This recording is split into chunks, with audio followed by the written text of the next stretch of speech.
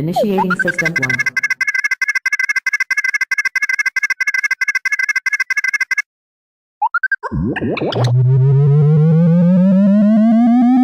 System 1 loaded.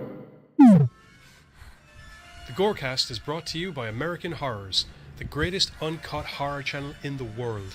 24 hours a day, 7 days a week, all horror. As well as the station of decapitation without your head. America's longest running horror channel, www.withoutyourhead.com. The following program is rated TV MAL. It contains strong language and is intended only for mature audiences. Viewer discretion advised.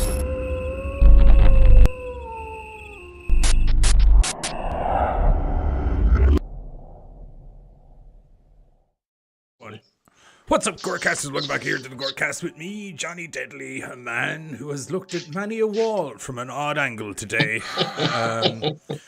Several different walls. I've seen kids' feet running across the camera. I've seen an angry cartoon talking to people, and somehow this whole experience managed to come out of it going, what the fuck happened?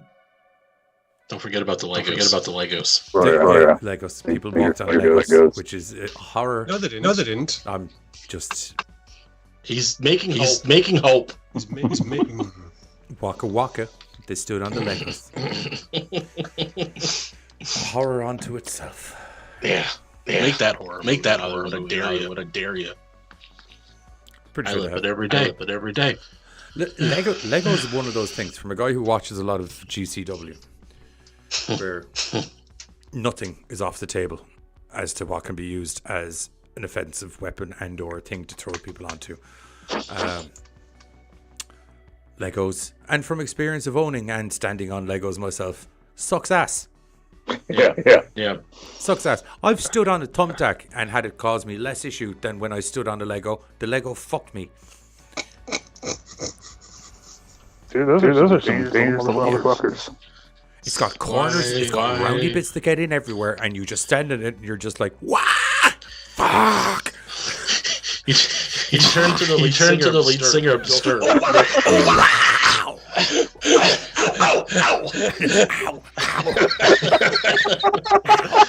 That's who they need to add. That's who they need as a spokesman for Legos. When did deep, oh, it is so painful.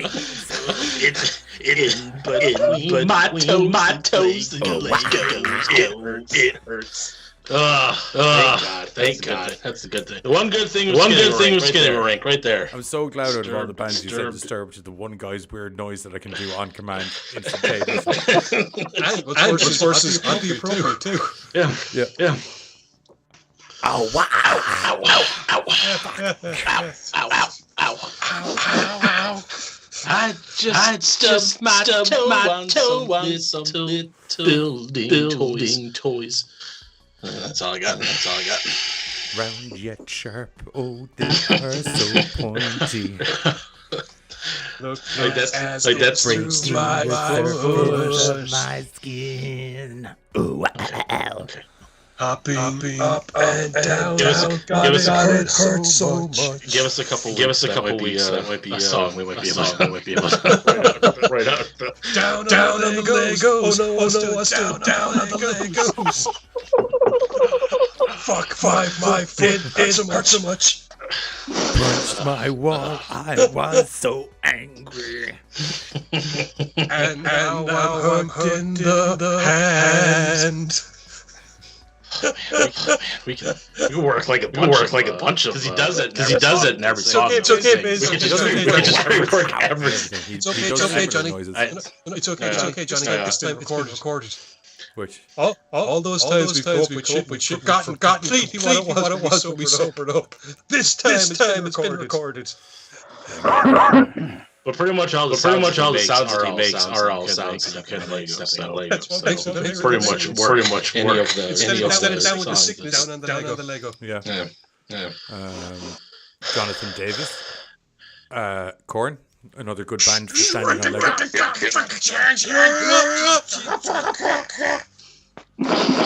Tom Waits, that's another guy that makes some noises that could sound like you were standing on Lego.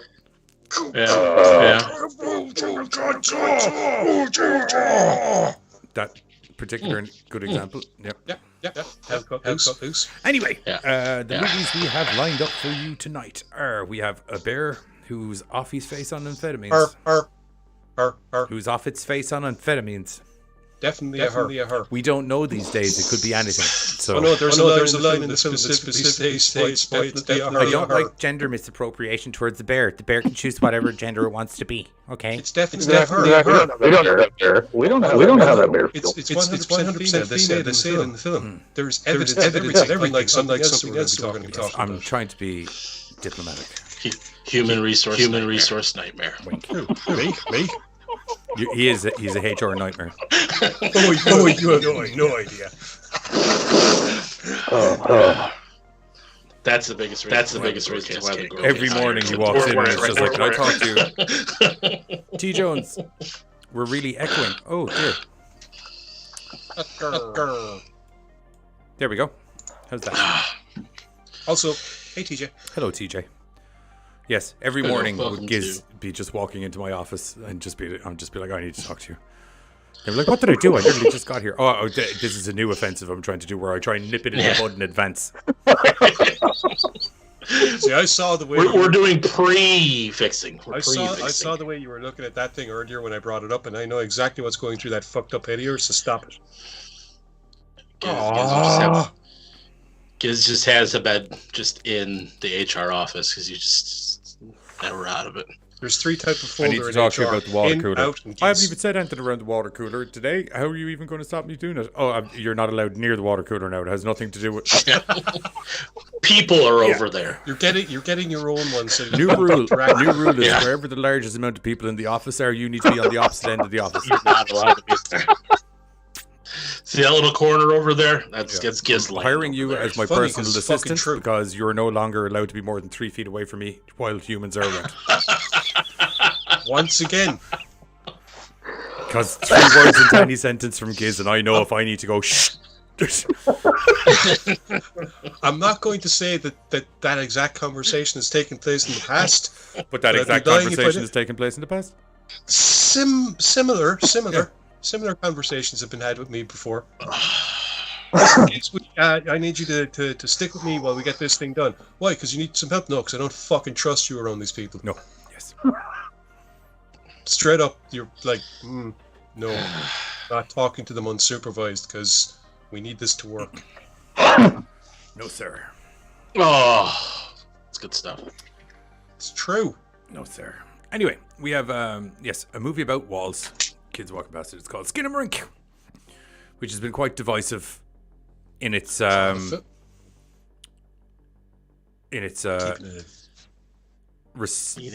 reception from the crowd. Because not divisive in this particular group of people, because all of us were like, No. that movie made no sense. Yeah. It's not a film. Well, there is a storyline in there, kind of, maybe, somewhere. You really need, and I mean, really need to go looking. And even when you really go looking... When King Fantasy Booker here is looking at it going... That's not what I'm "Why am I talking looking about. at-" Even when you really need to go looking, it's still a very ropey story at best, what you're coming out with. Next up, as I said, it's a bear on amphetamines, where, hey, is it breaking any Oscar records or anything like that? Probably not, but it is a fuckload of fun. But it should. And goddamn, it's been a long time since I've seen a bear fuck people up in a movie. You know what I mean? And this bear fucks people up. And a mainstream movie too, nonetheless. Winnie the Pooh aside, because Winnie the Pooh it's a bit of a different thing because it was visibly a man in a costume. Yeah, the last one I can think of is Super Troopers 2, and that bear didn't really get to fuck anybody up, so just scare the piss out of Which everybody. is fuck people. Right. Chased him out. Ooh, gross. There was the last actual bear movie I remember where the bear fucks people up is that really bad bear movie. The Jaws ripoff. The Jaws ripoff that worked for the first one and then turned into an attempted Grizzly? There we go. Yeah, Grizzly Yeah. 2 is what we're... Grizzly 1 works. Grizzly 2. Grizzly 1 works. Grizzly 2 was actually a concert. Oh That's the no, one where we're I getting went to go attacked by interview the bear. Discovery Channel documentary footage. Watch out. That's the one where I went to go interview the bear. Joseph Luff, on welcome on into the TV chat, show. sir. How are you? Oh, Joseph. I got attacked. The bear attacked me when I was trying to interview him. That was the film that was actually a concert, legitimate concert that was filmed, and then they tried to pass it off as a film, and then someone went walkabout with the film's funds, and stuff happened. I'm still miffed that bear attacked me when I tried to interview him. But the first one was a pretty good Jaws ripoff. Wasn't there one with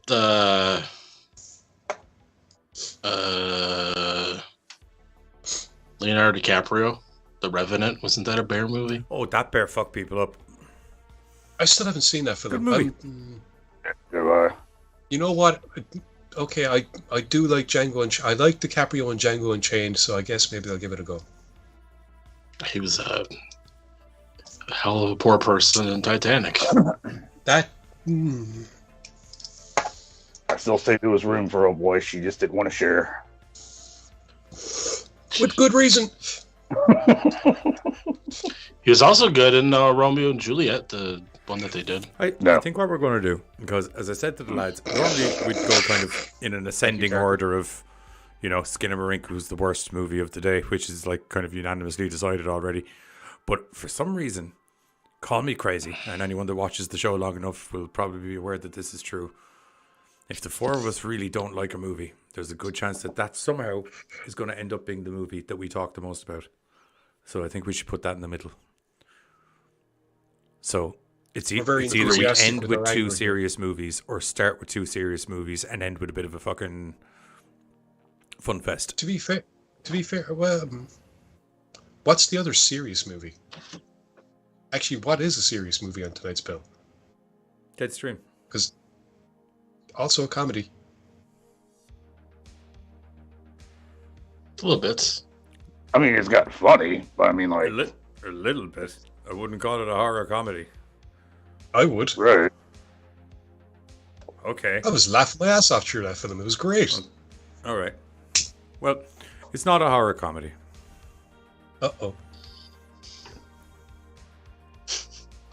Are you sure? I'm nearly sure. I'm sure that would have been something that came up in all of the advertising, which it did not. You found that movie to be funny. He's got it. I thought legitimately it was a fantastic comedy horror. Deadstream. Maybe he's got a comedy horror. They have it down as comedy horror as well. Yeah. Deadstream. Told you. I don't think there's enough comedy. Don't get me wrong, your man's kind of quirky. I mean, like, yeah, there's funny shit, but I honestly wouldn't have called it a comedy. Like the comedy isn't in there as a part of the plot. There's a bit of like funny. Right. It's his reactions to everything. It's because he's a little shitty ass.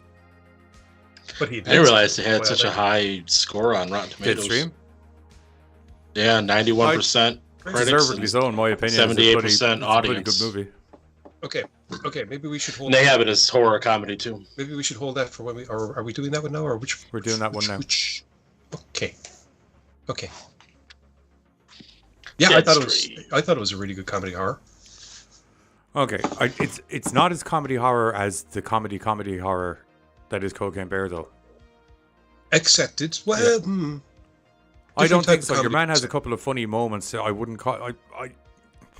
Yeah, I mean, I personally wouldn't put it as a comedy horror. I'm willing to accept that perhaps my mind being the way that it is. Evidently, everyone else is saying it's a comedy horror as well. I was wrong. Indicated. Yeah, I wouldn't have. I don't think the comedy was enough. That's something we can discuss at the end of it. Who wants to take Deadstream? I don't mind. Okay. I don't mind either. I'll take it if no one else wants to. I'm happy to take either of the movies tonight, to be honest, just for very different reasons. Either of the action. It's okay, I'll take Skinamarink, but I'll do that when we get there. Oh, that's going to be brilliant. Is this going to be a buzz trailer? Oh, you will just wait. You will wait. You do Deadstream. I'll do Skinamarink. All right. Well, will I go with Deadstream or does someone else want to take? You're good, man. Okay. So Deadstream basically opens up with us being introduced to this YouTuber named Sean. Sean. Oh, it's just Sean. Okay. He has a channel called Wrath of Sean. Fair dues. And what instantaneously made me go, okay, is the fact that at the very beginning of it, he openly admits he's a cowardly wimp and his entire video stream is about him going out of his way to do crazy shit to overcome his fears. And it's all this different stuff, getting smuggled over the Mexican border, fucking sledding pretty much buck-ass naked through, I don't know, Alaska or whatever else. Now, it also intersperses a bunch of clips whereby we're given the impression that one of Sean's stunts went terribly wrong and there was a lot of backlash and he ended up having to make an apology video. So he's after doing that, and this is basically his first live stream back after doing his apology video, and he's decided that he's going to visit what is essentially the most haunted house that he can get to really, really cheaply, and that won't cost him anything that he can get away with doing. So he sets up outside it. He decides that he's going to be doing this at night because you can't do something like this during daylight. Instantaneously, he did something that had me going, "No, you fucking idiot!" But I imagine that's the whole point, because everyone's going to be going, "No, you idiot," as he takes measures to prevent himself from leaving the place earlier than he's supposed to.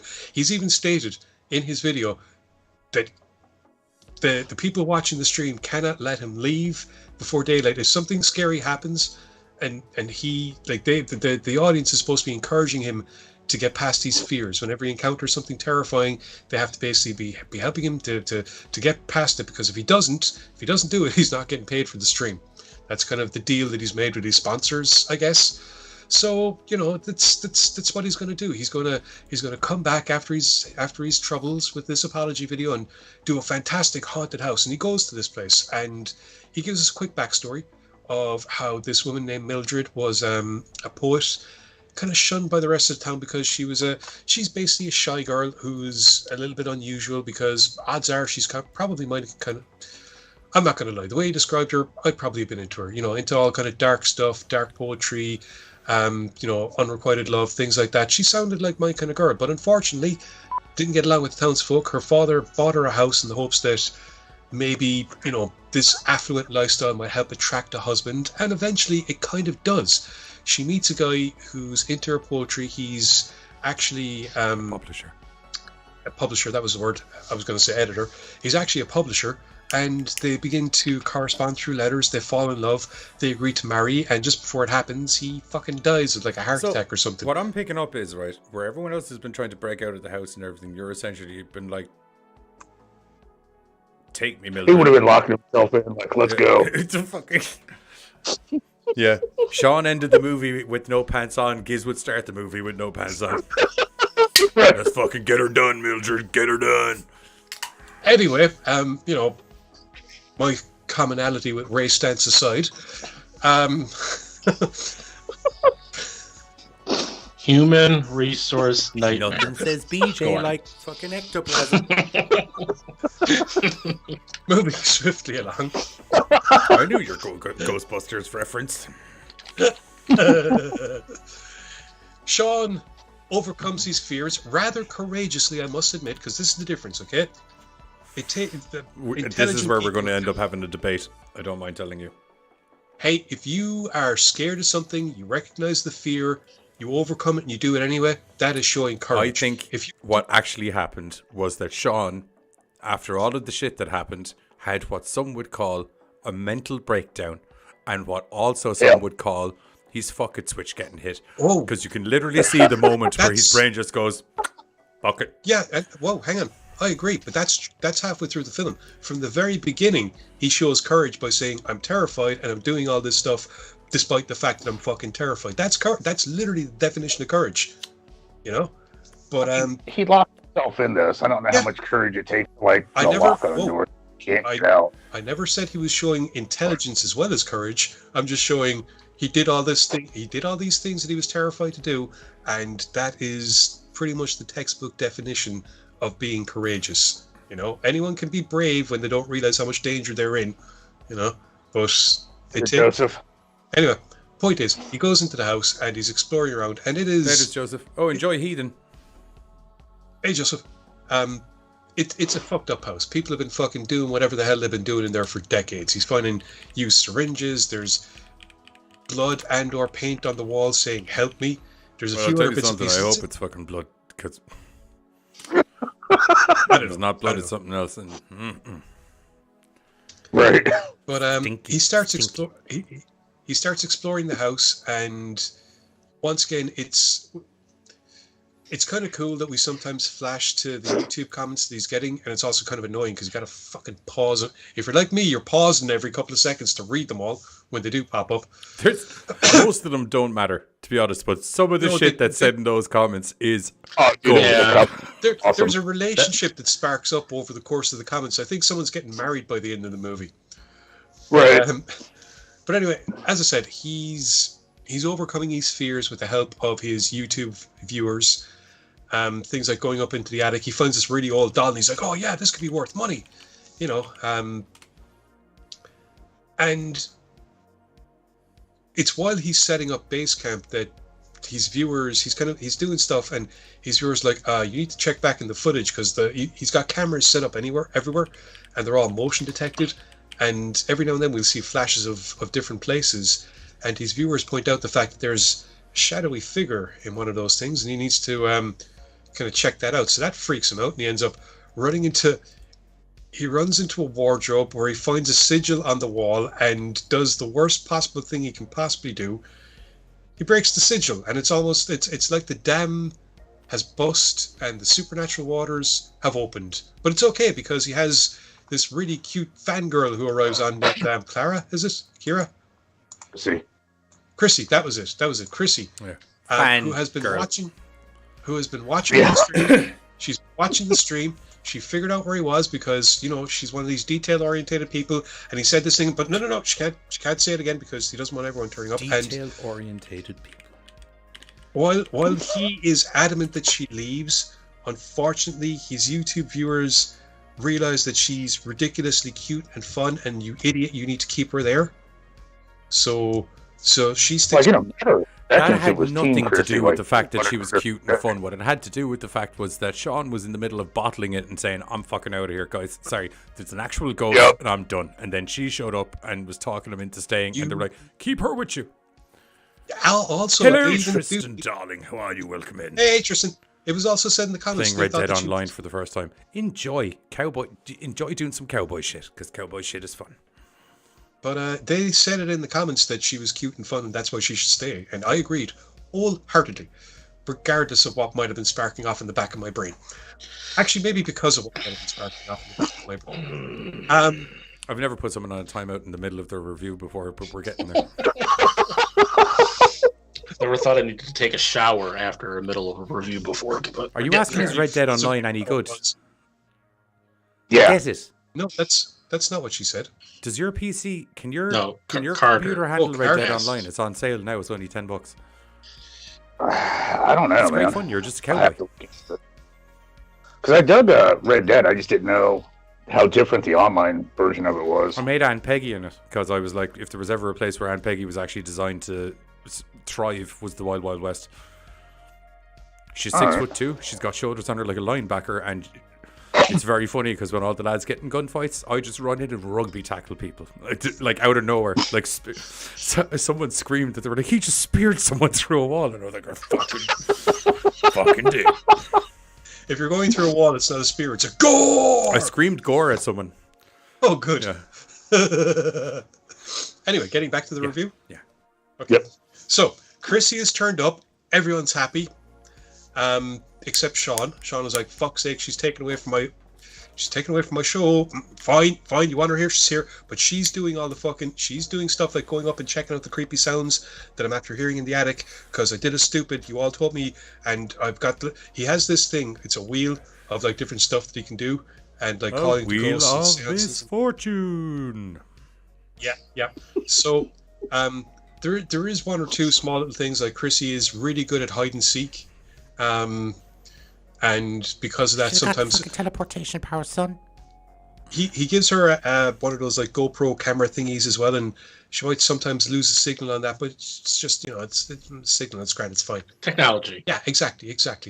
At one point he puts it up to the bed to do the wheel again, and it lands between seance and turning on Johnny, what's the technical term when the ghost hunters have a recorder on to pick up strange noises? EVP. Thank you. So turning on the EVP detector while doing a seance, he's like, oh, we should spin again. No. Clearly, this is what we're supposed to do. So she has like a spell as part of the seance thing that she knows how to do, and she convinces Sean that he should say it. So he reads out the Latin spell, because he doesn't like to read things that he doesn't know what they are, but it's okay because she explains it's a spell for putting souls to rest. Yeah. So he does that, and you know, they get on with things, and he gets a little bit freaked out because Chrissy kind of like is really good at hide and seek, and more scary stuff happens, and it starts to freak him out. And well, yeah, it's not long before they've not only they find a basement, they find a secret room, they find a basement, they find Mildred's poetry. Sean doesn't think it's very good because he doesn't get poetry, but anyway.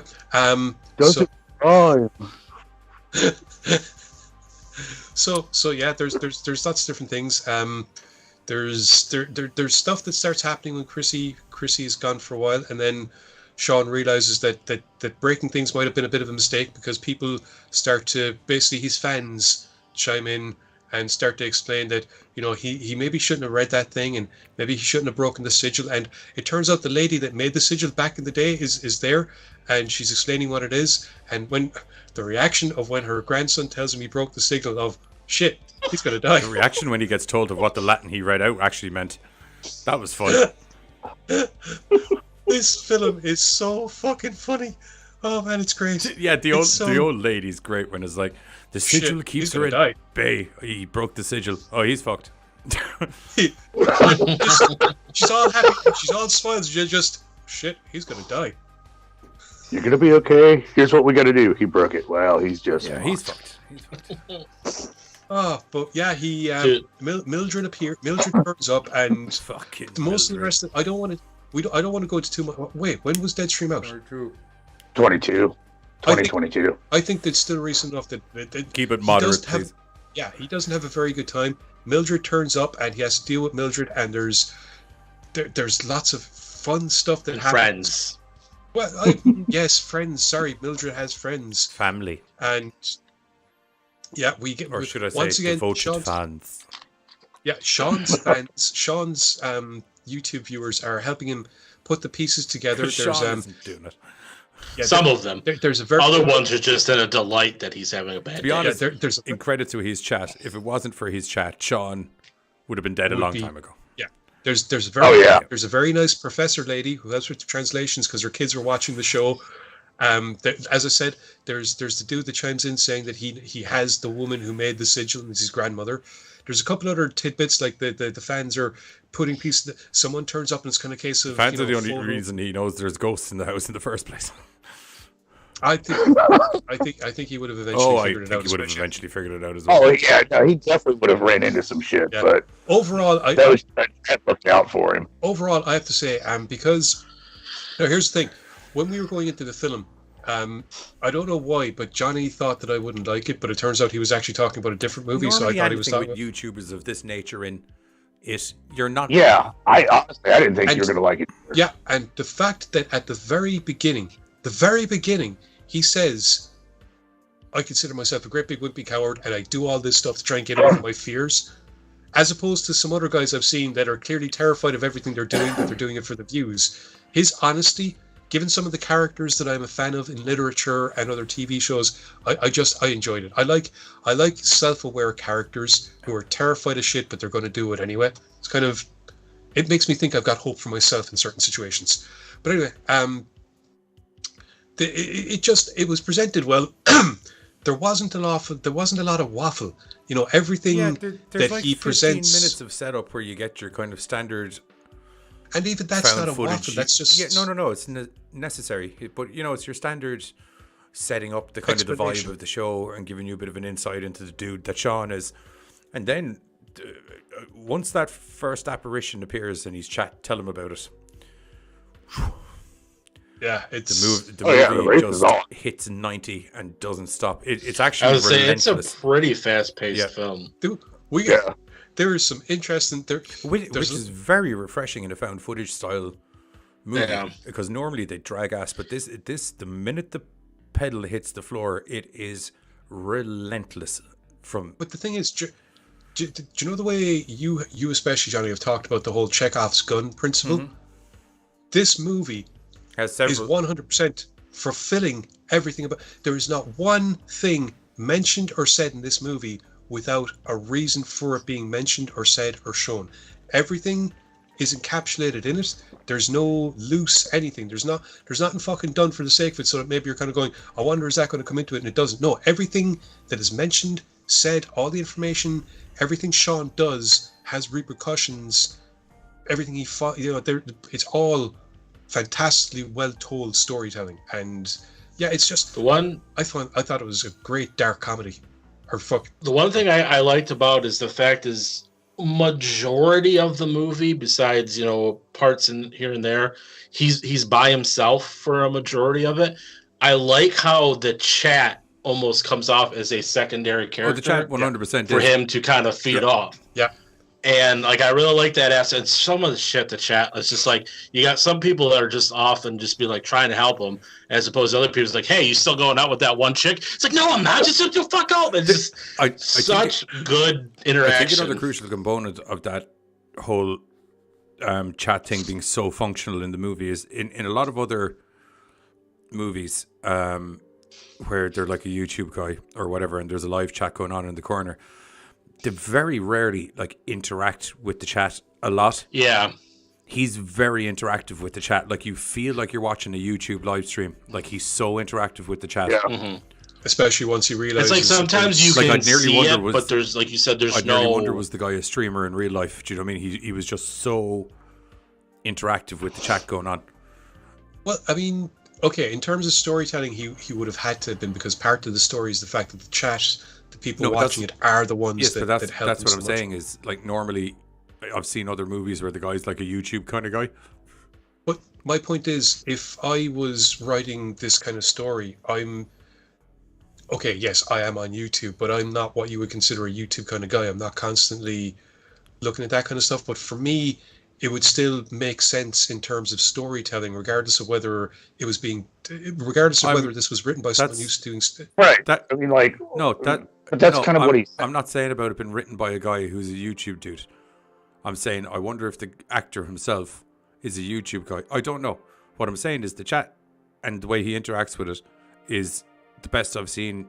It seems natural. Very natural. He handles it like he's an actual YouTube guy. The only other movie I've seen it done properly was Do you know your man that plays the babysitter guy from Steve? The babysitter. I was thinking the same thing. Yeah. He was very interactive with that chat. Yeah, he goes on that rampage. Yeah, he goes fucking psycho. He's like an Uber driver, and he goes fucking crazy. But he was always talking to the chat. Do you know what I mean? Handling like it. It's immersive. It makes you feel like that's what you're supposed to be watching a guy do a YouTube stream. It almost feels like you are watching. Yeah. And it's just. What were you gonna say? Yeah, so that's the one thing that I just really enjoyed a lot. Is just the fact that, like, with him not having a lot of physical people to play off of, he just plays off the chat so well, and just made it so much more believable as it, being, because like you said, it's not like a movie I'm trying to think of that one movie that I really fucking hated. Oh, that's kind of hard to pinpoint because I hate a lot, but.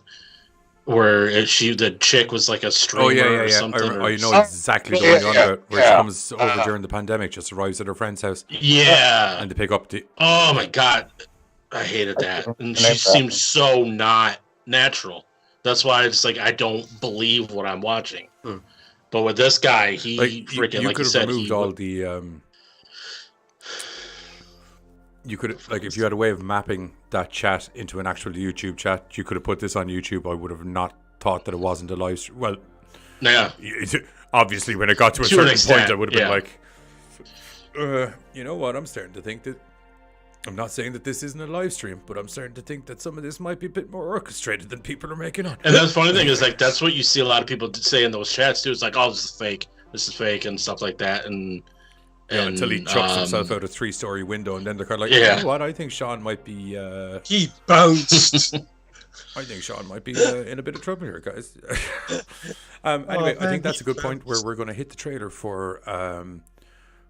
not Skinamarink, for Deadstream. And we'll be back. We're going to give it a rating, give our final thoughts, and then move on to the wall-banging confusion that is Skinamarink. We'll catch you in a moment. Bye. This is Sean Ruddy, coming to you live from Death Manor. For 7 years now, you have watched me face my fears for your entertainment. There is one fear that I haven't yet faced. I will be spending one night alone in a haunted house. Don't forget to smash that like button, smash that subscribe button, and follow me on Livid. This is the most haunted house in the United States. Death Manor was built in 1880. Mildred lived here for 8 years in this house. She hung herself at the end of this hall. Tonight, we're going to be monitoring 3 rooms, all of which have actual documented paranormal activity. I hope you all appreciate the public service I'm doing by being here. Are you still with what's her name? No, shh, we're here. Oh, come on, that doesn't even look real. I'm not falling for this Photoshop hack job.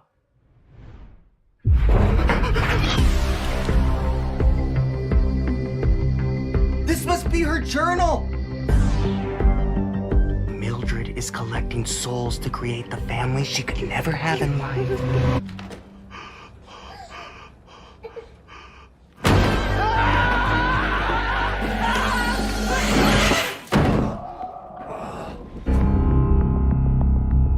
She sold her soul to the devil. I understand why you do what you do.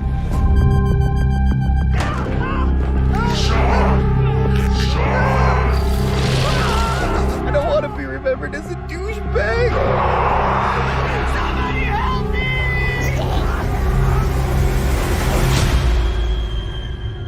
Sean, I want you to meet someone.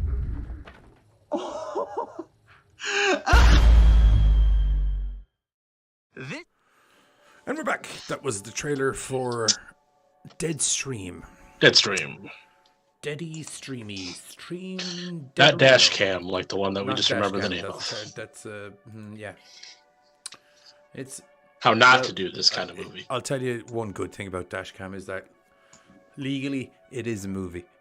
So that's an upside. Right. I feel we're going to be saying that again later. Not coming up, but later. No, probably. the next thing is an audio drama with video put to it for some reason. No, that's the. I'll tell you one smart thing that they did, that I think they did, which I'll get into. Thing they did. Yeah. You know, I gotta say, I didn't think I was gonna like this at first. And I didn't. Are you talking about Deadstream? We are. No, I'm talking about Deadstream. Oh, okay, no. Sorry. Okay, that's fine. I thought we were talking about. He's just like. Say. He's just getting pissed off. He thought character was just after this walk. when I went into it, and when I came out of it, I didn't. So sometimes it's nice to know that. I liked it even less.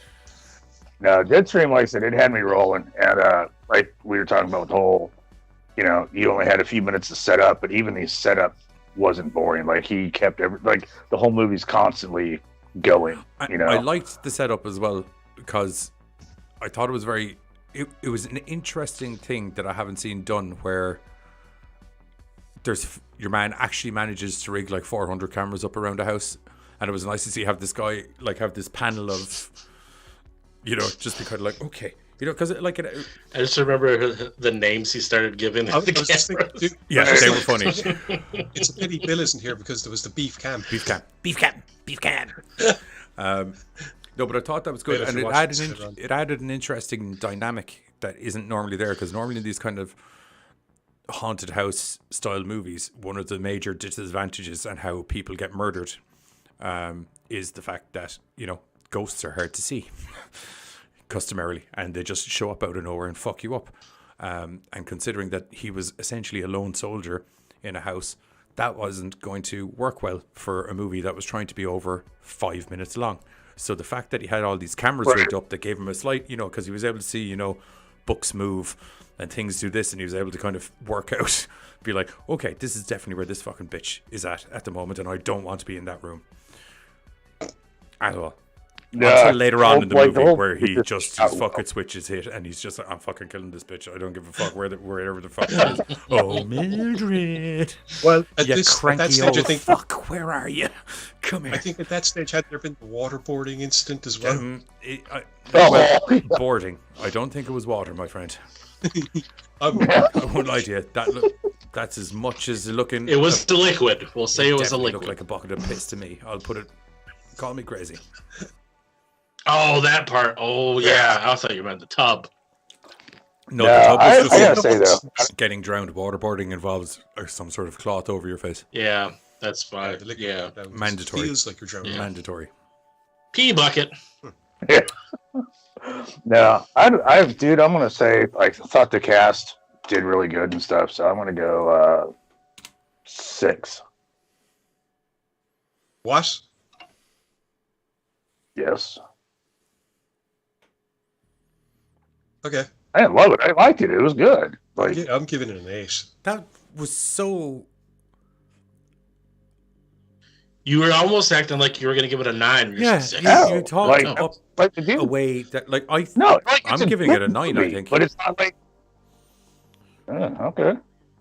I gave it an 8, or I'm giving it an 8.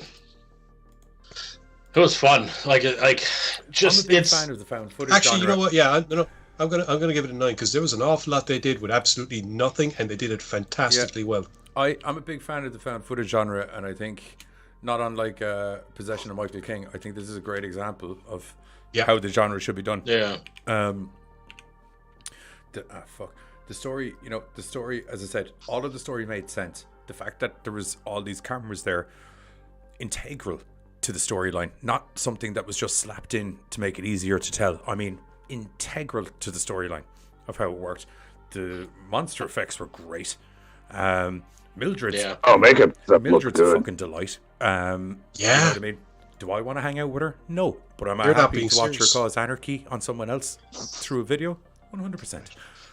And this is, in a way, it's kind of a different style of found footage with the whole, YouTube, Twitch-esque kind of movies that are kind of starting to come out now, where it's social media based now. I think it's probably one of the best versions of that. I don't want to say subgenre because it's not really its own thing. That's style, yeah. I think it's probably one of the best. Like I said, we talked about, or not really talk about, but that dash cam was a bunch of fuckery. This movie actually did, and it did it right, and it did good. And That's why it's getting a 9 out of me. scrumptious. Like all of the stuff I look for in a good kind of haunted horror house movie is there. Do you know what I mean? You got the ghost is cool. Like as in the general background story about her is really cool and creepy. All of the monsters that are there, and also they're not just random monsters that show up. I'm not going to get into it, but there's a reason that there's all these different monsters there. It's not just random fuckery added in for no reason. Chekhov's gun. Yeah, the action shots are great. That's not actually what Chekhov's gun is, but yeah, TJ, you should definitely check it out. Chekhov's gun would be him breaking the. I know, but it still applies though, because everything that's shown early on in the films and everything that's brought up early on in the film has a payoff. Yeah. Yeah, it's really good. It's really good. 9 for me. As I said, it's would have been 8 if it was a normal movie, but the fact that it's found footage gets an extra bonus point to me because it's just very rarely you get to see a found footage movie done proper well. 2 9s, an 8, and a 6. Yes, so that works out as 8.5 from the Gorecast for Deadstream. Definitely go see it. Highly recommend it. If you feel like paying your $5.99 a month, that's there. Or if you feel like wasting 5 minutes and making a new email, you can just avail of a free month of Shudder, because evidently they're never going to get rid of that offer. Wonder why they may have. Oh no, that's AMC. No, they're tied in with AMC. Remember? Yeah, that's right. They're owned by AMC, actually. Anywho, yeah, that's how I watched it, because I have AMC Plus, and it was still available. Yes, it is high praise, TJ, and I will stand by it. Go check this out. Unlike this fucking goddamn next movie, Skinamarink, go fuck yourself. You know what? I would still say maybe watch it, and that is for.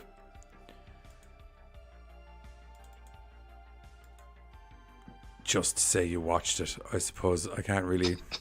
Or don't and claim the idea that you actually have intelligence. Well, there's. I'll get into why I think you should watch it, and it's a kind of a. It's literally the only reason I can think of, and I'm not even sure if I'm right about this reason. to be honest. But yeah, we're talking about. It's a Johnny theory. It's not a film theory. It's a Johnny theory, or more scientifically based theory than. Yes, we're talking about Skinamarink. So, the story to this is. But I really want to hear this. We got some kids in the house. There is no. There's definitely some kids in the house. That's it. 2 kids, 2 parents. Yep. I'll tell you what we're going to do before I try and put a story to this. I'm just going to go with the facts that we know. Try. I'm going to go with the facts that we know, and then I'm going to try and string that together into a tangible story. We've got some kids in the house. We've got some parents in the house for a little while.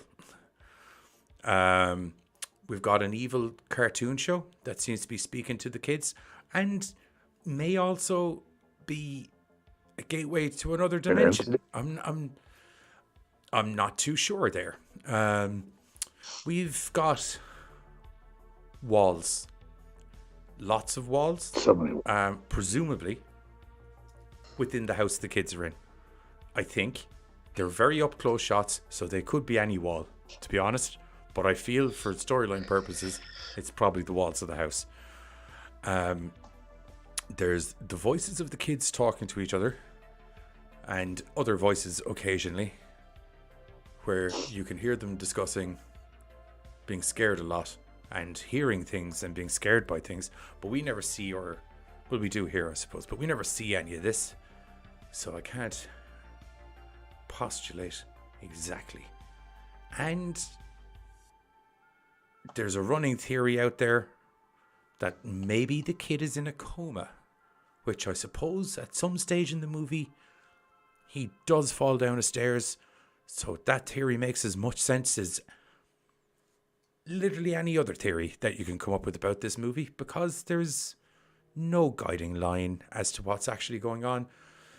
So it's a bit of a smorgasbord. Could be literally whatever you think. I personally think that they're in some sort of alternate dimension brought on by the cartoon, or the cartoon is trying to drag them into this alternate dimension that it controls. Because I would lean into that one. Actually, yeah. The cartoon comes on, weird shit happens. It's the only thing I can fucking. Kids like all cartoons, they're allowed near a camera. All they can film is the floor and the ground. This isn't actually a movie. Yeah. Well, no, technically it is a movie. You see, that's the thing, unfortunately. Not unlike what I said about that other. Legally. Yes, legally, I was just going to say, legally, this is very much a movie. Realistically speaking, this is 2 kids who got their hands on their fucking parents' video camera while watching cartoons from the 20s, and all they can do is the floor or the ceiling because their kid's trying to hold the camera. That's why the kid fell on the fucking stairs. The kids never were holding the camera, though. It's always supposed to be the kid. Like, it's clearly the kid holding the camera. That's why we're seeing obtuse angles, because no real person would hold the camera. They'd actually film stuff. All we're seeing is stuff that it's a kid holding a camera that's too unwieldy for them to hold. That's the entire film. That's the entire thing. That's it. There's only two kids. Yeah, one of them's holding the damn. If they're on camera the whole time, though. Do you mean when the camera's on the ground and we can see their feet? The camera's always on the ground. Because they put the camera on the ground. The camera's always on the ground. Except for the times. Except for the times the kid's clearly holding the camera wrong, because either looking up at the ceiling or looking down at the ground. This isn't a film. This is 2 kids that got their hands on their parents' camera at night, put it on, and someone went. Well, I need to get these kids' numbers, because I need to know where they got 12 grand for a budget. 12 what? Yeah. You didn't hear that part? Sorry, no, I did, but I'm doing that for dramatic purposes to make it sound like okay, good job. For the thing. No. Thank you.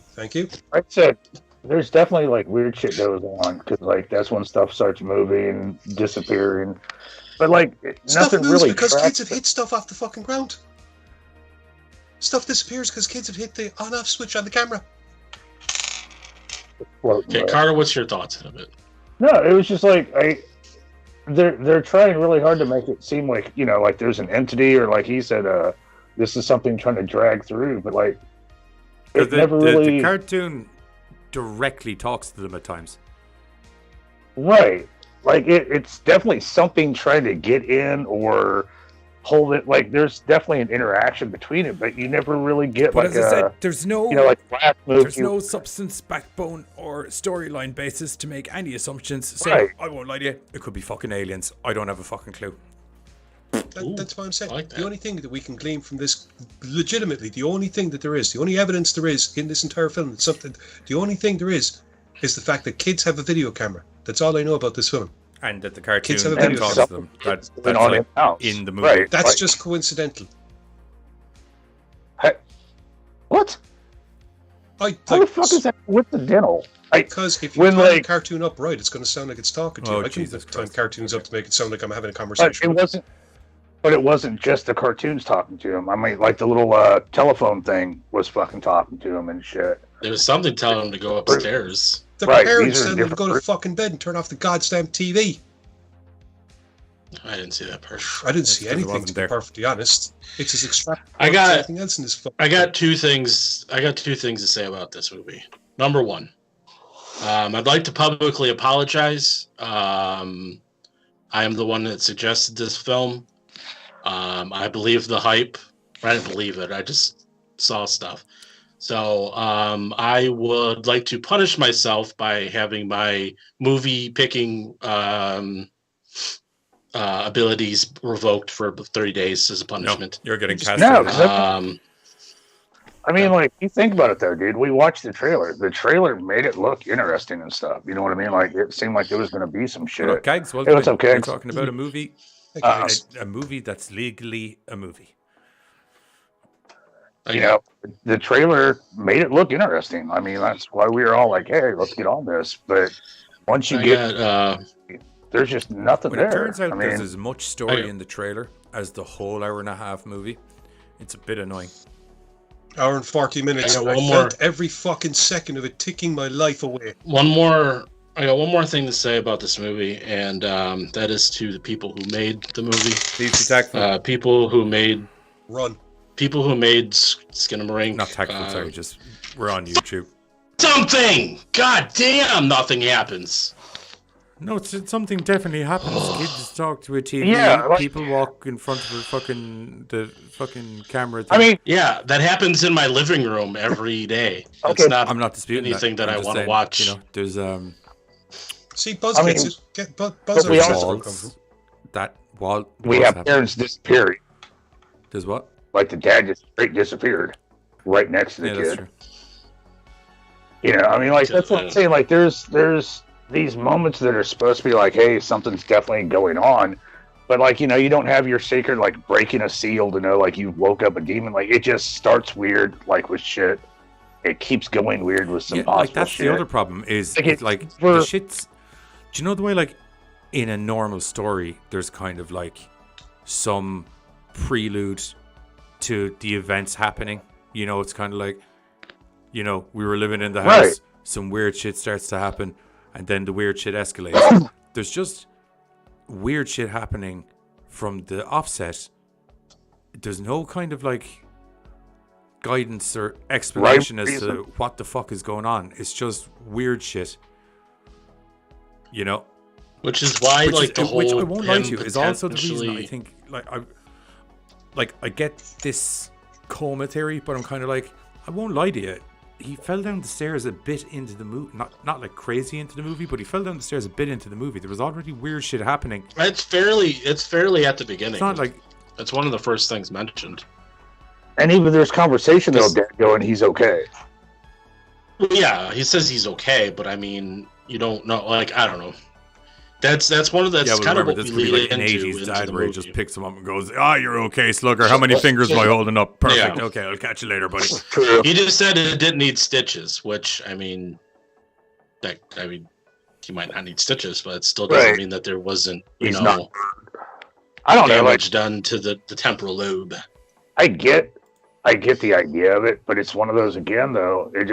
That is such a loose idea that you have to It's thing is there's a lot of ideas with nothing to back any of them up. To where that's why the whole coma theory could be a thing, because that's one of the first things we hear is the dad on the phone, because that's obviously right at the beginning, because the whole movie is dad's gone. So it's right at the beginning. Dad's on the phone. He fell down the stairs. He's okay. Doesn't need stitches. And then that's the last we hear of Dad. The rest of the movie. That's like right at the beginning. No, so it's like you could get some. Later. Well, somewhat. But that's another thing. Is like other things that I watch is like people are like, well, this could be a metaphor for kids and like in traumatic homes where the parents are divorced. And that's why mom was on one side of the bed, dad was on the other side of the bed. It's like, okay, it's just there's the whole point of subtext. Things you can grasp. Subtext, Mr. Movie Maker, is that it's subtext, as in like it's something that's visually being told underneath the actual story that's being told. When you have no story being told for there being to be subtext too, it's just shit happening. Do you know what I mean? Yeah. Like anybody could base anything they want out of any of that. I could sit here and say that this it might be that they were sitting on opposite ends of the bed because they were divorced. It may also be that they were sitting on opposite ends of the bed because for the laugh they decided to put 2 high-powered magnets down the front of their tops that were of opposite polarity. You know what I mean? Boom, we figured it out. No, but that's the problem. There's no substance to anything that's happening in it. It's just shit happening. Do you know what I mean? The only correlation of anything I managed to put together was that the fucking cartoon boy is fucking talking to the kids. Right. Or has some dimension thing going on. Because all I know is that cartoon starts talking to kids, weird shit happens. That was the only... Yeah, and they show that one scene with like the house where like they're backing out. The house is upside down, but it's like attached to some like... what? Like, what is going on? Movie, tell me, please. It was like someone made an entire movie of the video from The Ring, and then just And they tried so hard to build like an eerie atmosphere. Don't get me wrong, it's eerie, like because it's all shot arseways and fucking dark as fuck. Right, but I mean, like at first it was, but then like as this progresses and nothing's going on, it's no longer eerie. It was just kind of like, I'll tell you the one thing that we don't have money for a light bill. Like it was just weird. I'll tell you the one thing that I think they did that I think is smart or genius or whatever way you want to look at it, and that's if I'm right, and I don't know if I am, but you know the way people were saying that they were so shocked and everything by the movie that people were getting sick. There's these weird audio hums that are playing through the tape the whole time, and the odd angles and the way the footage moves sometimes, I'm actually wondering, are they like with Blair Witch when it was actually just a case of motion sickness? Yeah, well, no, this is, I think, intentional. Sensory. Yeah, I think this is intentionally done because it's with the audio as well. You know, those like bilateral beats. I think like that. Yeah, they're like resonant hums a lot of the time. There should be more. I looked into doing something. Not if you embed it low.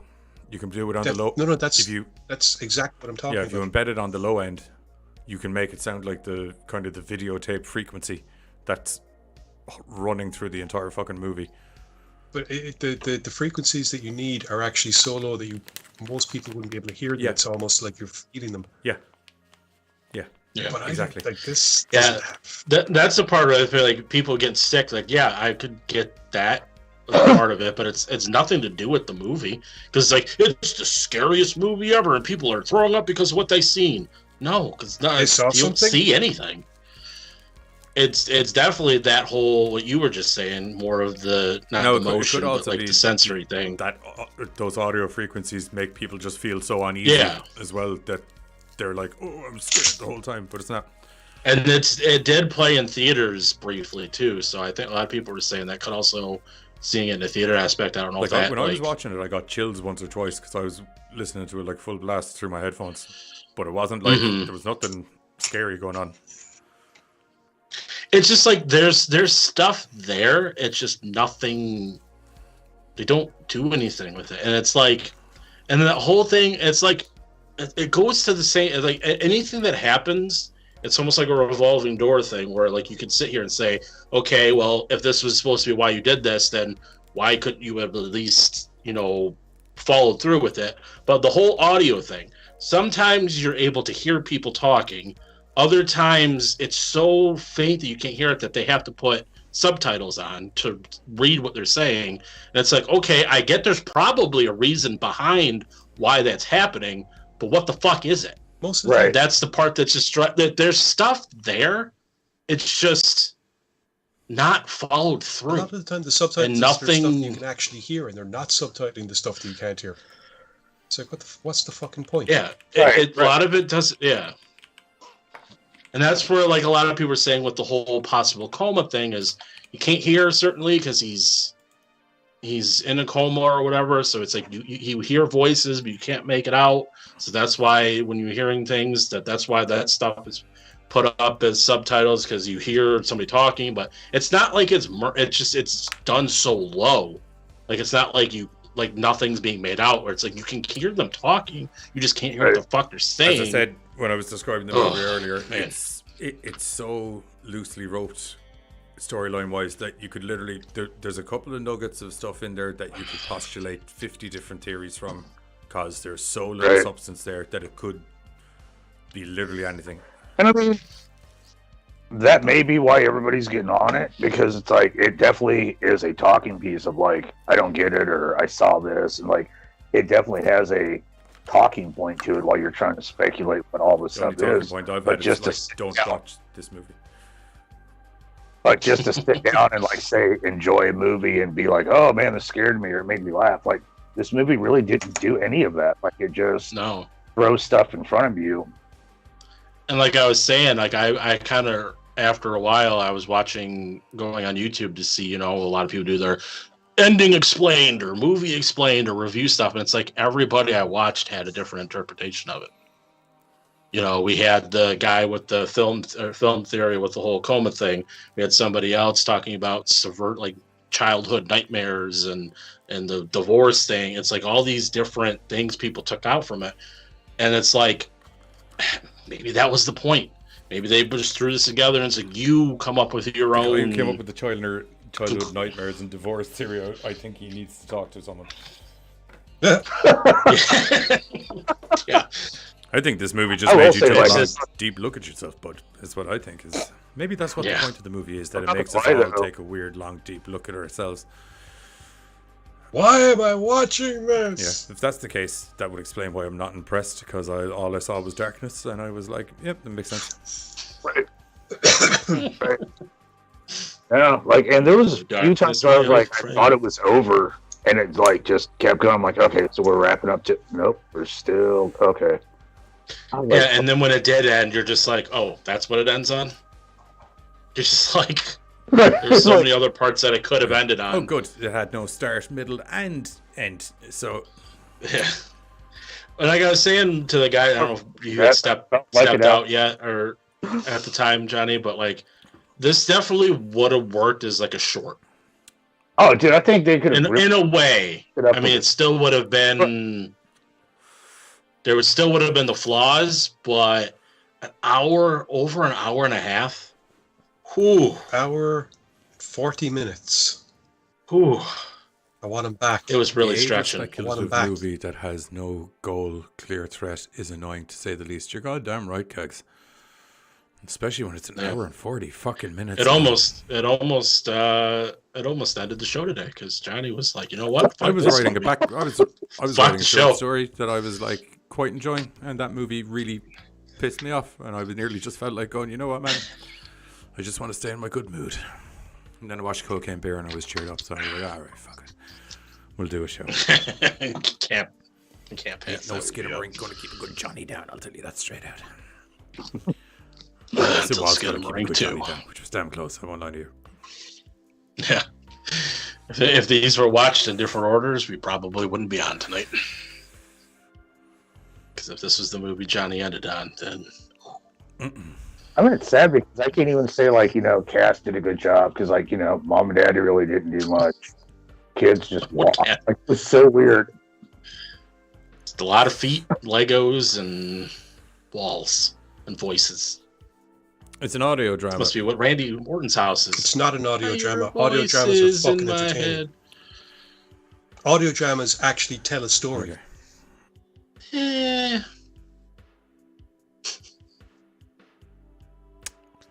Yeah, so Skinamarink. looks like- Okay, I think that silence is a good place for us to cut to the trailer where you can be as equally fucking confused Scariest as part us. of the movie. We'll see in a moment This- where we're going to come back and give it. Film. I'm reluctant to say rating. We'll review it. In this house.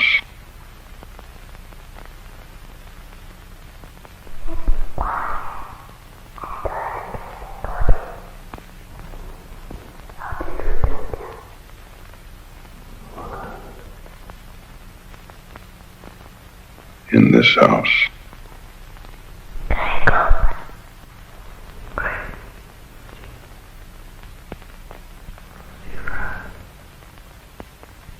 In this house.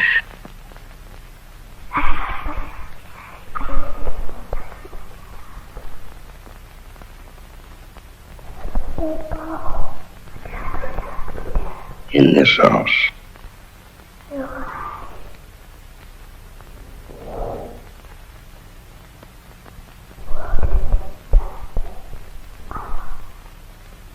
In this house.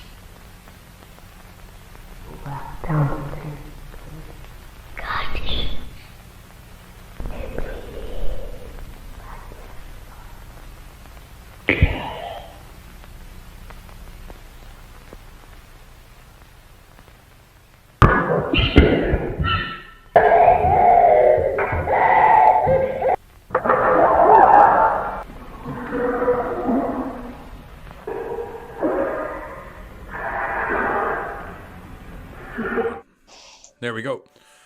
That's the trailer for Skinamarink there. The old Skinamarink-y-doo. Skinamarink-y-doo, my darling. Man, imagine that, but an hour and 40 Yeah, minutes. that's pretty of it. much the whole movie, but shorter. Now, if that was the whole movie, I'd be like, okay, sweet. Still don't know what's happening, but it would sure fucking shock the shit out of me. I'll give you Yeah. the Voice is pretty yeah. So yeah, I kind of don't have any closing bits to say about this movie. I think I've said everything. Yep. Anyone? I'm sorry. That's all I can say. I apologize for bringing this onto the world. Actually, I didn't bring it onto the world. The person who should be apologizing is the person who directed this film. But since I don't have his phone number, I can't call him and ask for an apology. Ratings? Oh, Lord. Nil point. You actually giving it a 0? I am, yeah. Okay. This isn't the film. This is two kids that got a hold of their parents' camera, and that's it. There's no story at all. I don't give a frack what anyone says. If you have to theorize that much about anything, then it's not actually telling you anything. It's all, as far as I'm concerned, the best this can possibly call itself is an art project. Maybe. And even then, if I was a teacher, why is it an hour and 40 minutes of the same fucking thing? Alrighty, Buzz. 1. There's something there. I just don't know what. I get you're trying something. Just kind of let me in on what you're trying, and maybe the numbers would go up a little bit more. But I felt like I was an idiot, and then because I started watching some of these people's things, and they're like this and this, and I'm like, am I just narrow-minded? And I just don't. Not this time, Buzzles. Get it? Not this time. And I just can't. Like, there's just All right, nothing Carter. there. There's a lot of what ifs, but. Good. Carter. 1. 1. Alrighty. And I'm going to give it a 2. Here's why. Half a point, because legally, they made a movie. So, there's that. Yeah. Half a point, because I do think they used some sort of audio beats or audio tones to make people sick. Well done. Half a point for that. And 1 point because... What was the other point for?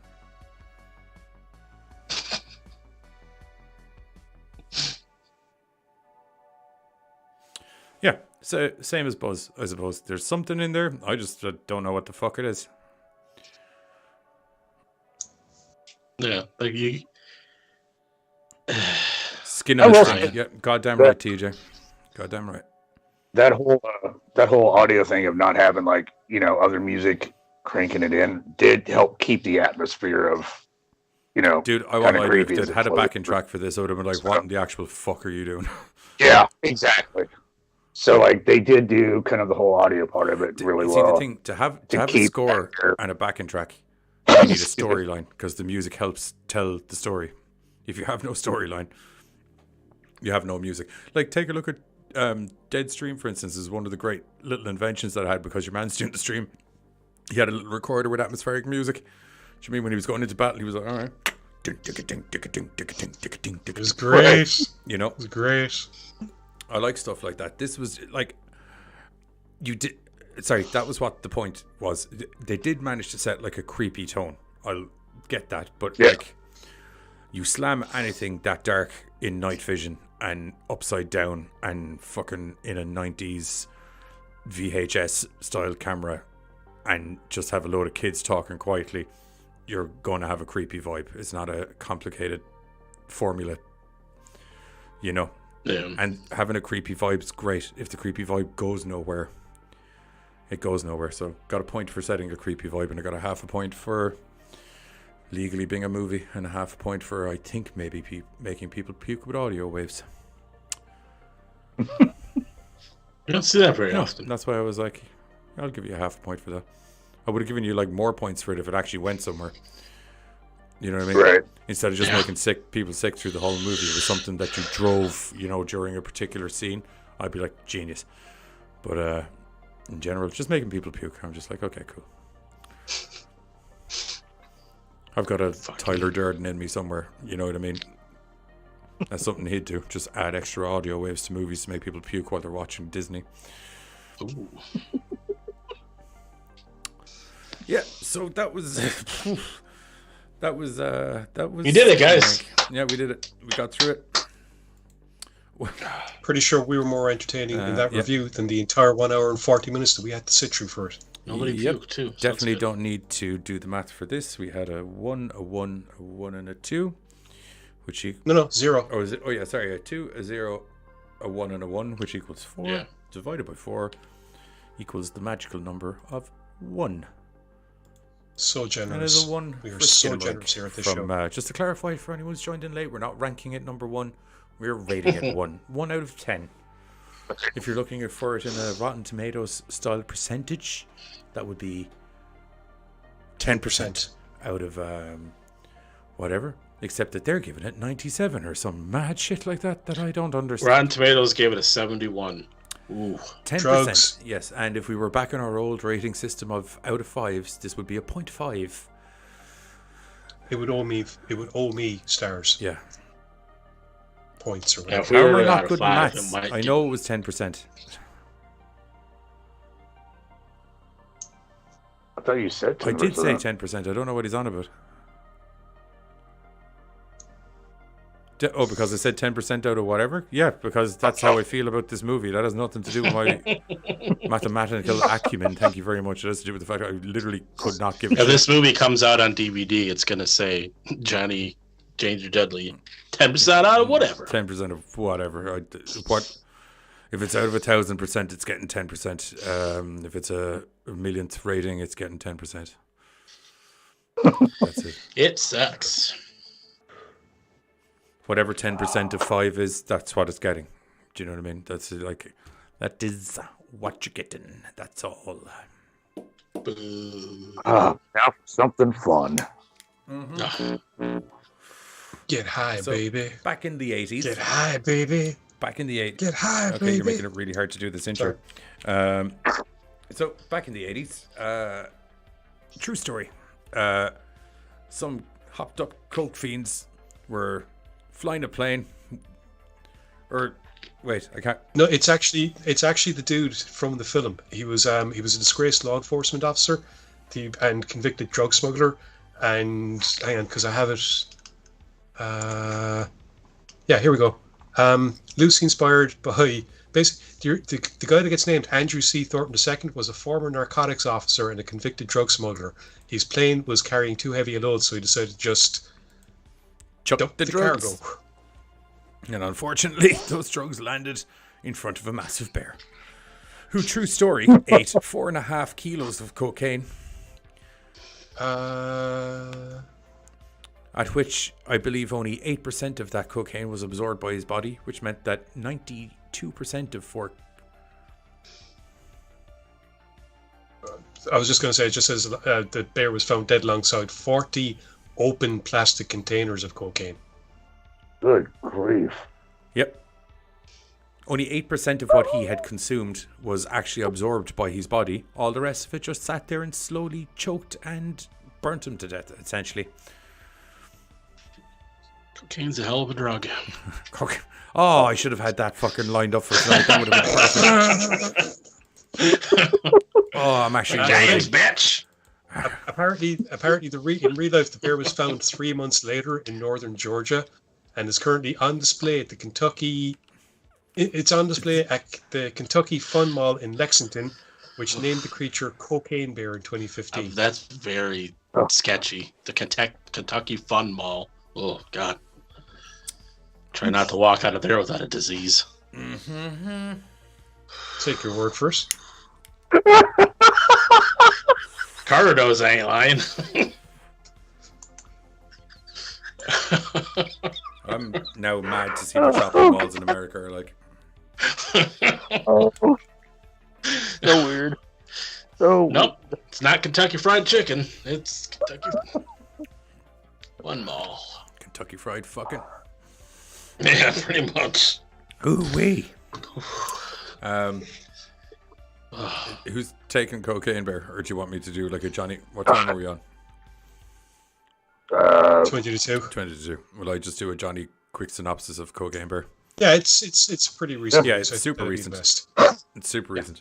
I think it's still in cinemas in some places. We did the cinema thing. It is. Yeah. It says it's on home release here as well. And at home. It might be at home on like Universal Pictures streaming. Yeah, I just have theatrical release. Cocaine Bear official movie now in theaters and at home. That's on their. Oh yeah, that's it. Their official Cocaine slate. Bear website. It's a Universal Pictures movie. Don't they have a streaming site? yeah, I believe so. It's probably on that. Anywho, Cocaine Bear. Real quick synopsis of the movie. Some guys are flying a plane. That plane is too heavy. Some cocaine gets chucked out of the plane. Bear eats cocaine. Bear likes cocaine. We need to clarify this very quickly in this synopsis. Bear likes cocaine. The bear took to the Peruvian Nose Powder like it was his own child. So much so that he will stop his killing spree if cocaine shows up in any location whatsoever during the movie, which leads to some hilarious moments and life-saving moments as well. We follow several different groups of people. There's 2 kids who are lost in the woods, and essentially his mother who finds him a little bit into the movie. There is a forest ranger, and her group of cronies. They're all good. There are temporarily there's recovery agents. Yeah, temporarily there's a group of youths, as the adults would call them, who are running around holding many people at knife point in the woods. There's a gangster from New York who's shown up looking for the cocaine, and the son of a better well-known named gangster who's also just out of jail and now on a trip to try and find the cocaine. And they're the 3 main groups of people that you meet. And Ray Liotta will show up eventually, as well as is. I'm not ruining anything from the movie because it's in the trailer. So, yeah, they're kind of your main groups of people that you're running into, and they all have their own little encounters and endeavors with the bear. A temporary set of poor ambulance drivers specifically have a rather bad go of it. Possibly off the top of my head right now, I think my favorite scene in the entire movie, because goddamn, that scene is, you get a flash of it in the trailer. You see, like, bears historically, as in, like, if you were to watch National Geographic and there was a David Attenborough documentary on, you would hear, here's the bear in his natural habitat on the motorway, running at what would be the normal top speed for a large black bear of about 25 to 30 miles an hour. Unfortunately, this bear is on cocaine. And is easily possibly putting a hard 55 to 60, I would say, easily.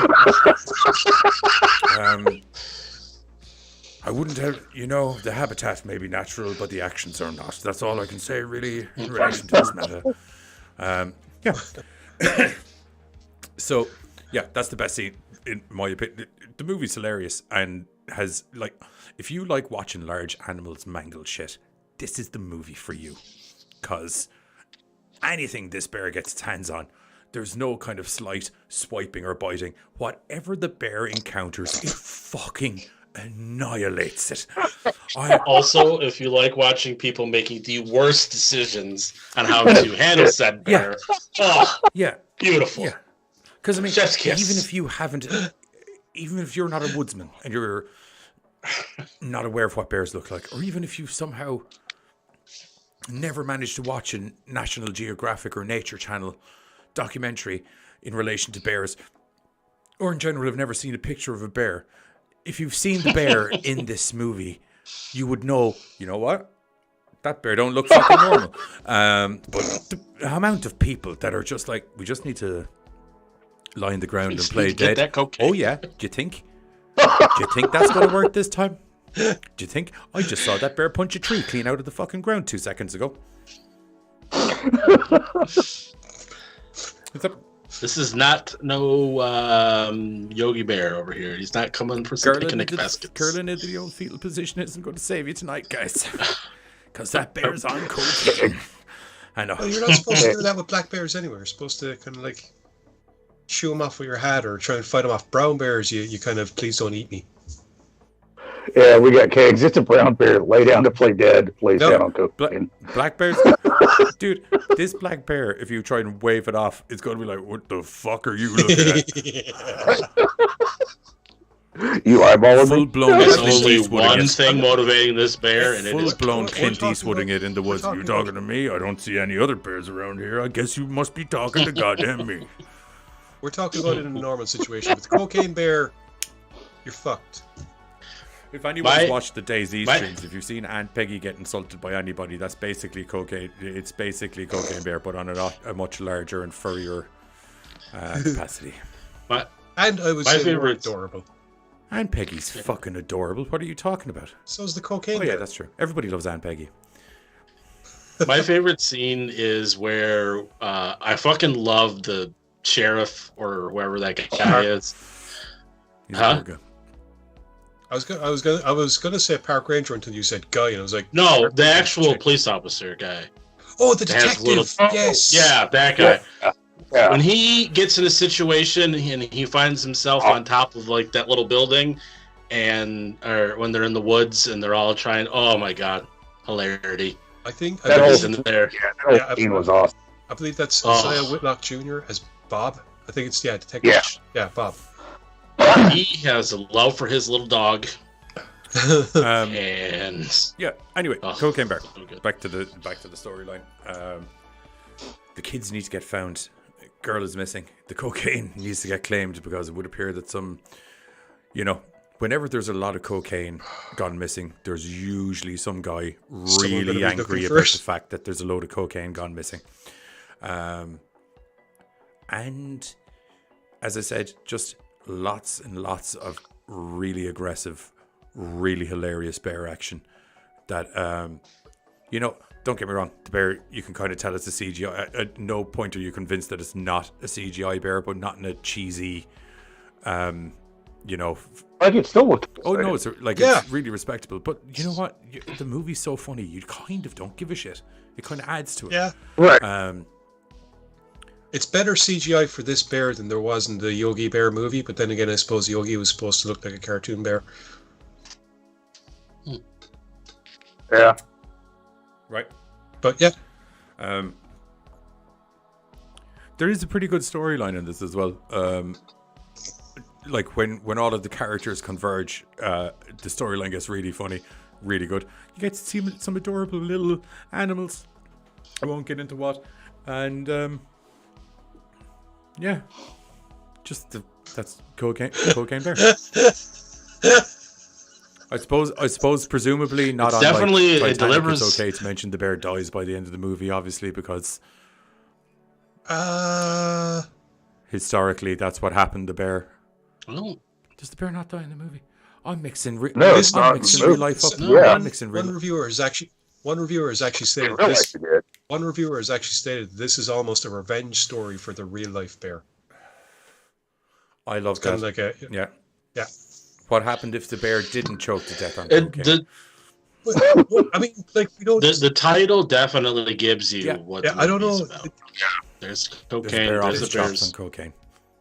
You see, the thing is, it doesn't state that the bear choked. It just said that it was found dead of overdose next to the 40 plastic containers. Nobody has any idea what happened in the between the bear eating cocaine and dying. Nobody has a clue because the actual real life bear was found 3 months fucking later. So it's like the gods only know what the smegma did. But you know, it could have choked. It could have just been hit the system and heart attack. No, I'm telling you that's what happened to fucking bear. Oh, okay, fair enough. Like. That's why I used specifically the words historically. Well, I tell you one thing: the bear in this film had no problem just. Yeah. No, if anything, I would have thought that would have been detrimental. Throwing it down like Popeye would throw down spinach. Just threw that cocaine down, and the muscle would come and start ripping people apart. The kid actors in this are great. The young fella, especially, he's got a hell of a lot of attitude, and it's really good. There's actually quite a well-known cast in this.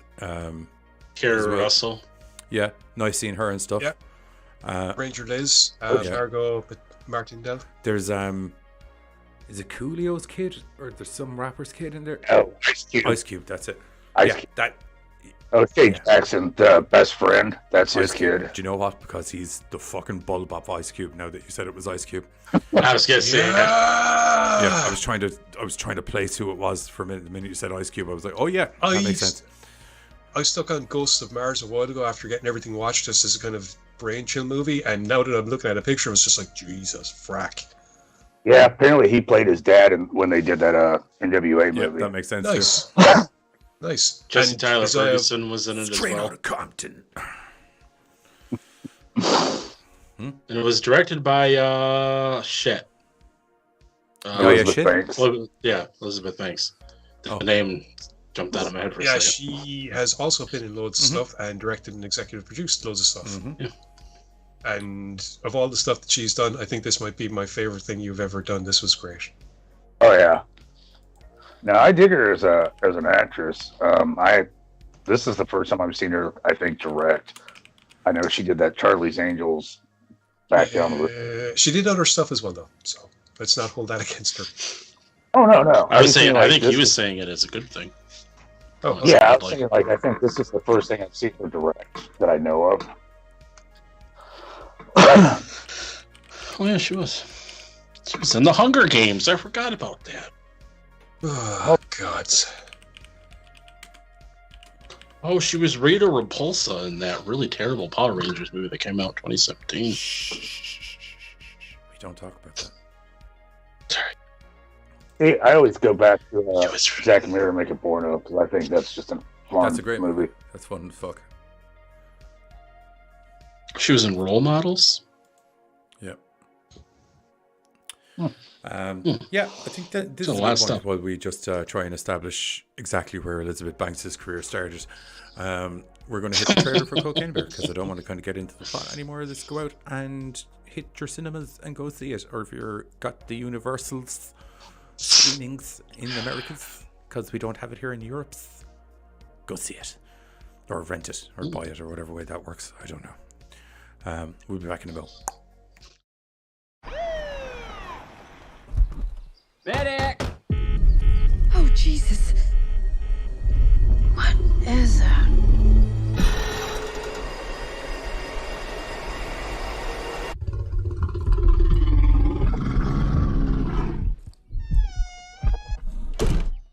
Beth, we should go.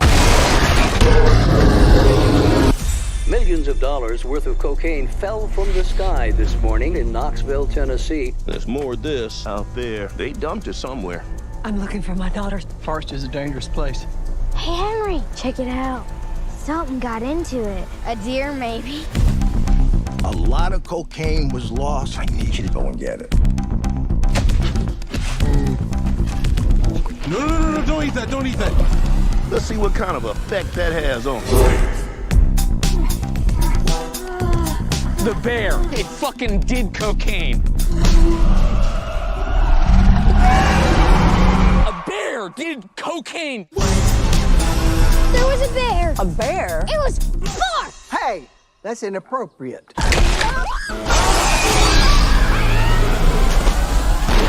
You're safe. Bears can't climb trees. Of course I can.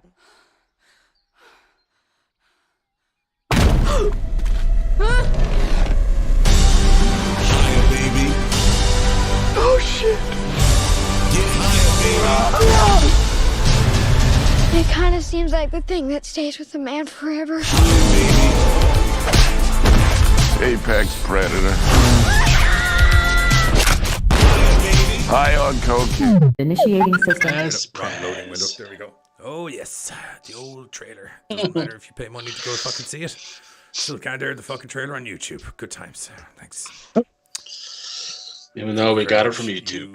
It's almost like they don't want people to review their movies and, you know, get more people to watch them.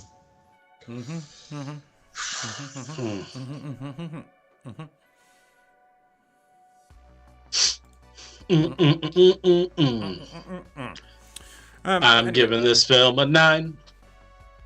Oh, okay. We can just go straight to the. He's so happy. He's like, I just was going with the song, so it's just like. It was unexpected. That's a 9 from Buzz. Giz? I'm going to go with an 8. An 8. Just giving it an 8. I too am going to give it a very solid 8. It's a fuckload of fun. 8. It's real easy. Just chill out, tune out, and just enjoy the ride. Action, comedy in there. It definitely knows what it is. Oh, it 100% knows what it is. The movie went in with an intention and it knew it. It's fun. That's what it is. Gore is It's great. fun. The fucking kills are great. The characters are funny. Comedy's good. The comedy's good. And it's a nice little mix of comedy and everything. Nothing overpowers anything in it. It's a nice, even blend. Which is what you need in a good comedy horror. Right. That's 2 8s and a 9. Mr. Carter's there. And a 9. A 9. Highly rated movie. Gorecast says, watch it. And it's cool to see this doing so well in the box office. Yes, it's definitely carrying on. Like, it is horror in a way, but it's kind of a loosely horror. But I mean, it's still kind of nice to see it kind of going with, if you wanted to put it in as a horror genre, kind of following the success of the last few months with horror in the box office. So it's always good to see. Tristan, you should. I know you're not impressed. I don't know why you're not impressed by the trailer, but it's a good film. It's so much fun. That is an 8.5 from the Gorecast crew for Cocaine Bears. Also, Tristan, if you watched the Skinamarink trailer, you probably would have been a lot higher, and then you watched the movie, and nope. So trailers aren't always the end-all be-all. Watch the movie, and you definitely will. Because the Skinamarink trailer looked great. Movie, I almost wanted to throw up. And it didn't have anything to do with the motion stuff. Yes. So speaking of Skinamarink, as per usual, Buzz scoured the internet for some of the most entertaining insert random thingamajigs that we could have to read. And this week he's gone and hit IMDb to find some interesting reviews about Skinamarink. There we go. I did. Okay, he did, yes. And we are looking for this window. I don't know why I said it like that.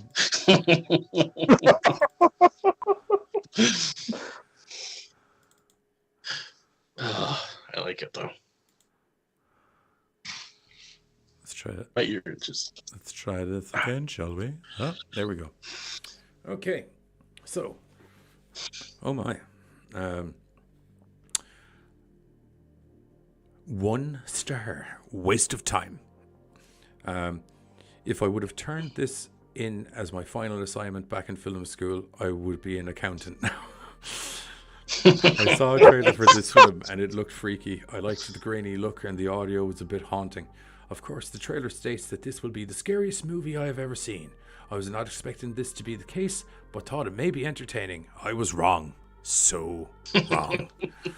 2 minutes into the film, I was bored already, but hoping that this is going somewhere. 10 minutes in, I was really bored, but was hoping this would go somewhere. 30 minutes in, I was disappointed with myself that I spent the past 30 minutes watching this horrible waste of time. There are many, many other films that are way better than this mess and much more worthy of your time. I was fortunate that I saw the film at no cost. The only thing wasted was my time. I did everything not. That man says. I did not write that review because that would be what I would have said. 1 star. Fool me once. Warning. Spoilers. Do you enjoy looking at Lego blocks for 2 hours? Ceilings, baseboards, dimly lit rooms? This is the baby for you. Kiz, did you write this review? No, but I feel this person's pain. Because that's all that's here. Supposedly a study in childhood fear. Blah, blah, blah. Don't you be fooled by critics. This thing stinks. I was thinking that it must be some kind of joke that the filmmakers were pulling on me, trying to make me into a jerk for watching this piece of junk. In a semi-full theater, I was waiting for mass movement to the exit so I could join them. No such luck. We all sat there like morons, waiting for something to anything to happen. No such luck. Hey, it's your dime. Just listen to me and I'll save you the cost of the ticket. No amount of popcorn will get you through this. I didn't write it, but by the gods, I agree wholeheartedly. I'm Giz, and I endorse this message. Giz endorses this message. Frack yeah. This is a wallet saving. 1 star. Message, maybe not life saving. I have horror movie blue balls. I saw this film at the recommendation of a friend's husband who said he couldn't sleep because he found the film so disturbing. Luckily, a theater near me was playing it, so I got my brother to join, and we're mad. First of all, the grainy film texture made me motion sick. Second of all, none of the scares paid off. It was like good setup and just nothing. It was also too dark, you couldn't see anything. Too quiet and too loud. All the dialogue is whispered and only sometimes captioned, so I couldn't make out what characters were saying half the time. And oh my god, was it too long. I think we thought it ended at least 8 times and just groaned when the movie kept going. Yep, all accurate statements. There's one more. 1 star. Skinamarink, Norwegian for boring as fuck. Don't think it's Norwegian, but makes sense. No, maybe Skinamarink is Norwegian for boring as fuck. That would be fantastic. That would actually get. You know what? That would Carter, actually get Google the that film there a for star. me. Just What? SKIN. Okay. AM or INL. Translation. Or see if it's Norwegian. Anyway, the people that praise this movie are either the people who made this trash or high. I'm high. This movie was over an hour of bad camera shots of the walls, ceiling, table, lamps and floor.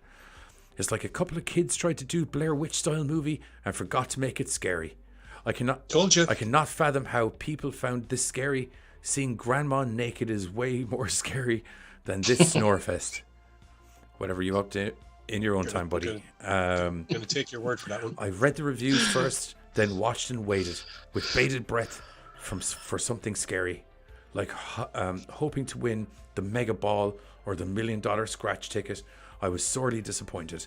If you find this scary, sleep with the lights on, don't go outside ever, and never ever interact with another human being. I've been more scared of Pokemon cartoons than this movie. Seriously, the scariest part were the Legos on the floor because stepping on those are horrible.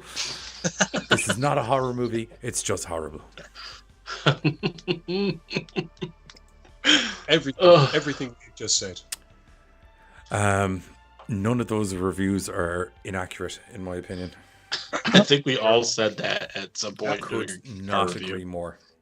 You know, honestly, they've made me feel better because it means that I didn't just drop trow and shit all over a movie for no reason. Well, that's it from us tonight. Hope you've all enjoyed the show. Hope you all go out and check Cocaine Bear and Deadstream out.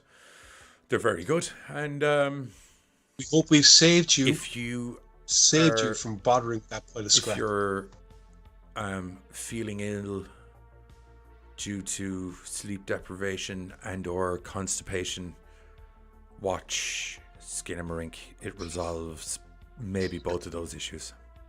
Tristan, those reviews were from Skinamarink. She said she was half sleeping. She didn't know what movie the reviews that you just need to read. get full back to sleep, put on Skinamarink. Yeah. Or if you're constipated, put on Skinamarink because it'll make you puke your ring up. It'll empty out. Or just save yourself the hassle and forget it existed like I'm about to do. Unless you're constipated, and then watch it. No. TJ says, good show. 2 more to add to the watch list. Thank you. Perfect. Thank you very much, TJ.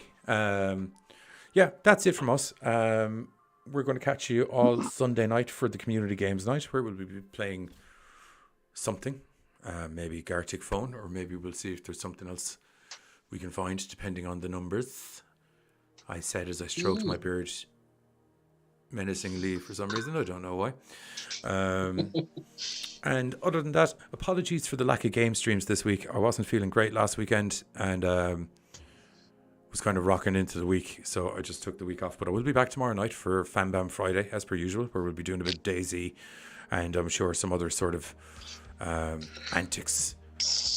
And to give you a little flavour before we go, check out a couple of these little clips, and we'll catch you all during the week where we're going to be talking about or playing some more mad horror bollocks. Gorecast out, fuckers. Bye bye.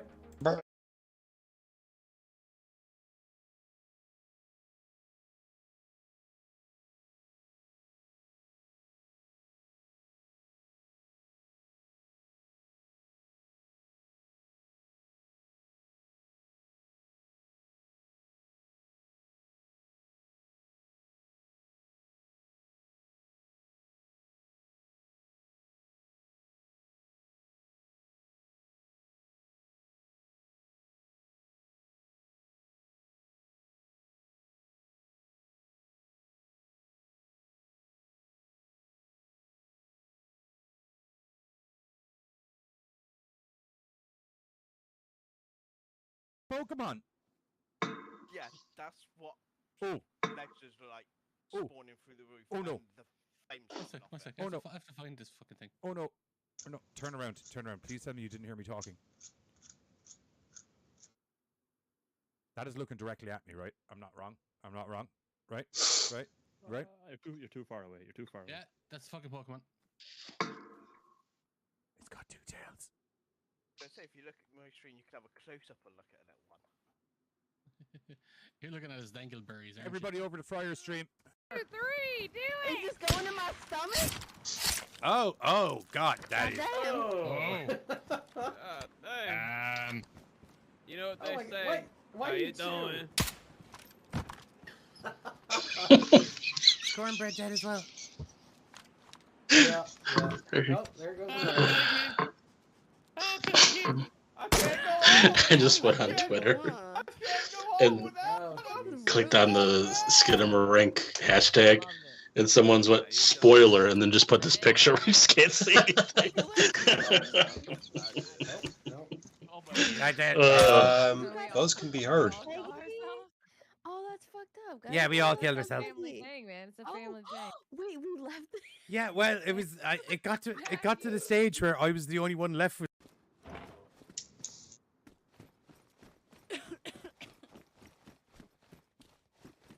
Guns.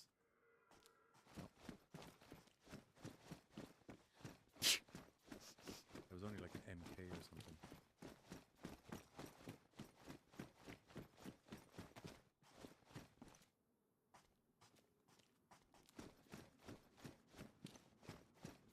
Somebody on the roof, I think. I heard something like someone swapped something out of their hands. Fucking hell, Paul.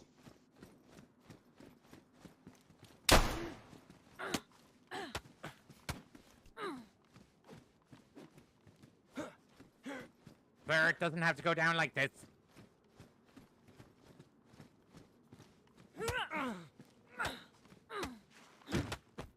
Okay, evidently it does. Is he dead? He's dead.